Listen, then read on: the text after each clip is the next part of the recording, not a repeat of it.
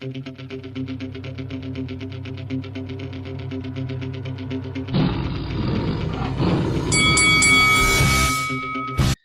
is FAISAL Khan for Lights Out, and with me via Zoom, delighted to be joined by Christopher Lovejoy. Christopher, how you doing? I'm blessed, man. I'm good. A whole lot of relief off my shoulders. I'm in camp. I'm just training. Sorry about that. I'm in camp. I'm just training. Everything is good. We're moving forward, and I'm fighting January 30th.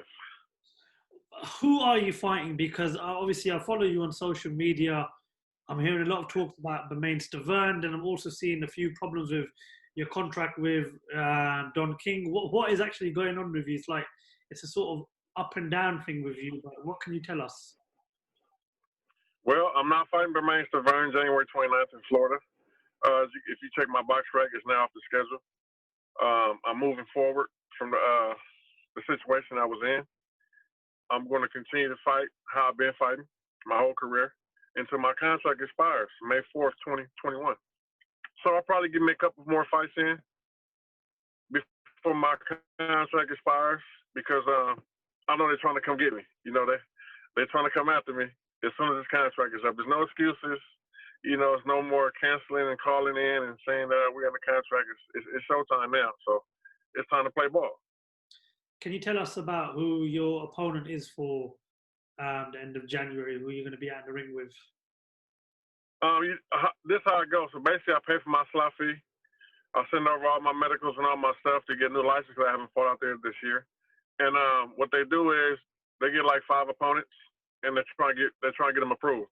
So I'll probably know that the week of the fight before I actually go to Mexico who I'm going to fight. I don't know yet. Obviously, it seemed at one point that the fight with Bermane Stiverne was going to go ahead. It was a very exciting fight at the time. Can you tell us why that fight was not able to be made? Well, we just didn't come to an agreement. I thought we had an agreement like about a month ago. We never came to an agreement. So as it came to my eyes, he was on a schedule. And they said everything was approved, but me personally never came to an agreement. So it just fell through. You know, we never agreed to terms. And it's been removed from the card, and I think he's going to fight someone else. Well, we obviously last spoke, we did an interview with yourself, and then you come on here and spoke one-to-one with Alan Babich. Obviously, there was no bad words exchanged, which is all good to see in the end. And you mentioned a few times that you needed to sort of have that step up in opponent coming into the stage of your career. So how disappointing was it that you could not get that fight with Bermane Stiverne in the end? It wasn't really disappointing because, like I say, I'm going to continue to do what I do. I kind of wanted to fight. It was a fight that caught my attention. I thought that we could make something happen. But at the end of the day, I mean, I got a whole lot left in my tank. And, you know, I'm just getting started. So however it plays out, that's just how it plays out. Everything happens for a reason. So I'm not really disappointed in it. The situation with Don King, you just mentioned that you're still with him till, I believe, May 2021. What happens after May 2021? Is there a chance of that contract could perhaps be extended? Or is there a chance that you may be looking, I don't know, perhaps go elsewhere? You know, maybe secure a deal with someone like Top Rank or the PBC, or maybe even come over and sign with one of the English promoters such as Eddie Hearn or maybe even Frank Warren? Well, when that contract expires, I plan on moving forward. And I'm looking to fight on a Matchroom show immediately. And that's my plan. That's what I got going on. Like I say, since I met Eddie Hearn, he's the most professional promoter I've met since I've been in boxing. And, you know, he gave me the opportunity, and that's what I'm going to show my loyalty to. So, like I say, he just told me, you got the contract, you know, come talk to me. But, you know, I don't want to waste his time or anyone else's time. Any call-outs that aren't realistic, you know, and put them out this contract. So, let's answer your question. When it expires, I'm going to move on. I don't know about necessarily signing a deal.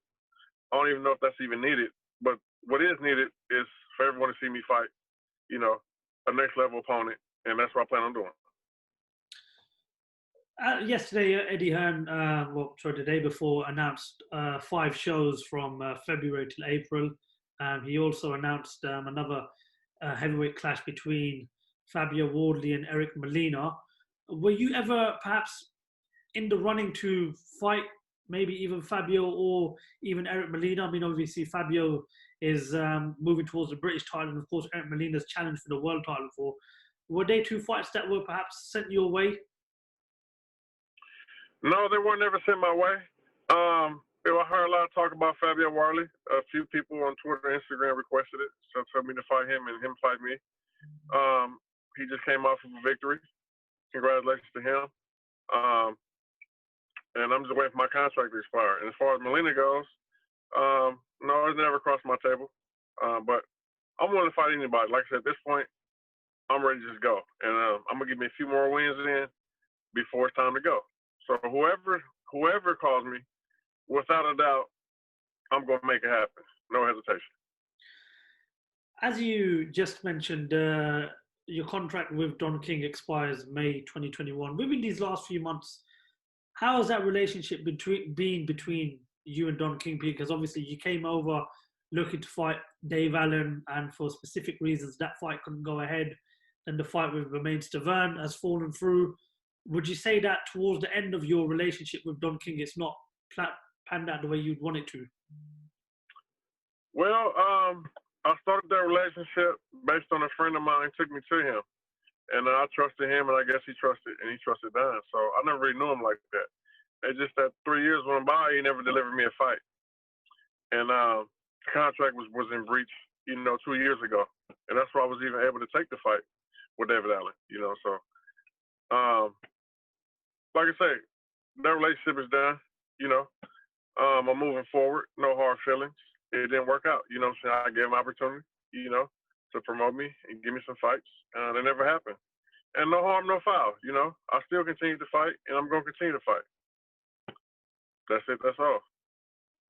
It was obviously as well announced that Dillian Whyte's rematch with Alexander Povetkin is going to go ahead now. Just want to get your thoughts on it after the first fight. What do you predict for the second fight? Man, it's kind of hard to judge. I mean, Povetkin won the fight, in knockout fashion. A lot of people like Dillian Whyte.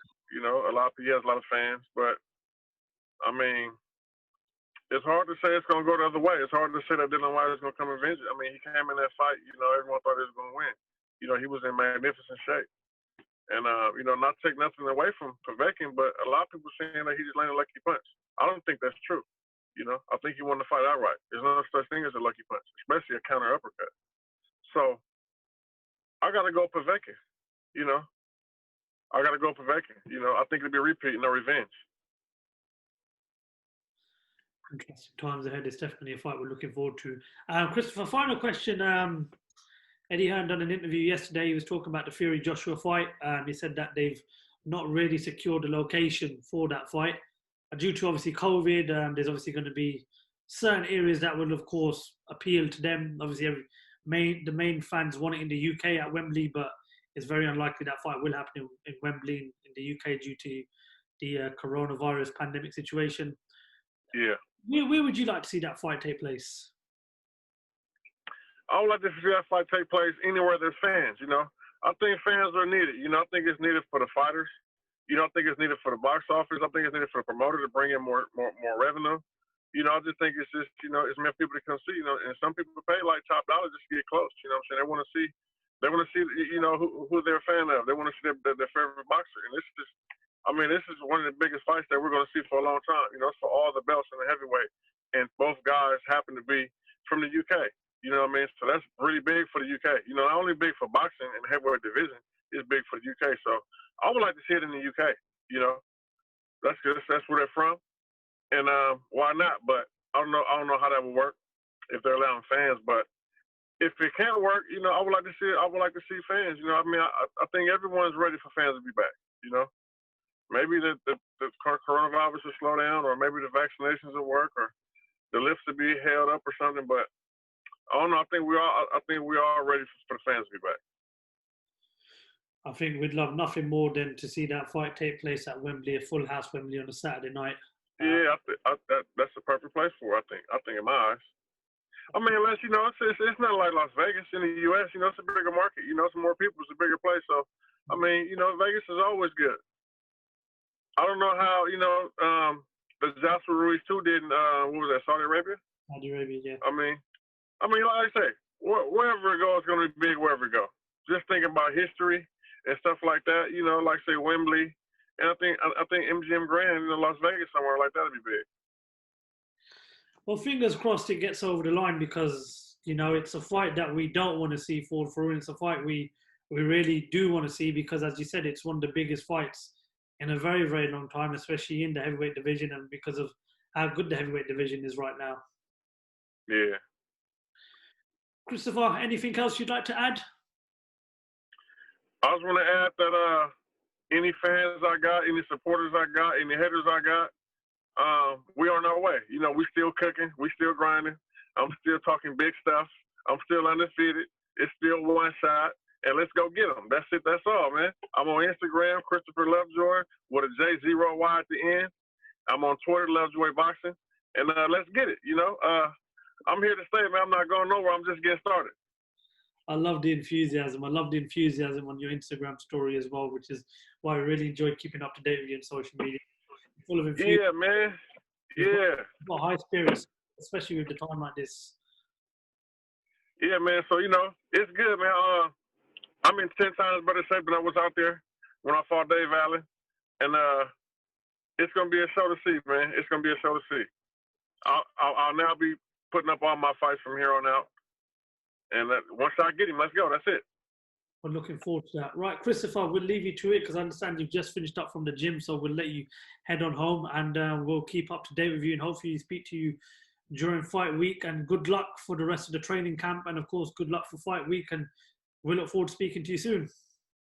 Let's get it, man. I appreciate you anytime. Thank you very much, Christopher. I appreciate your time and thank you very much for talking to Lights Out. All right, Lights Out Boxing, go on. Thank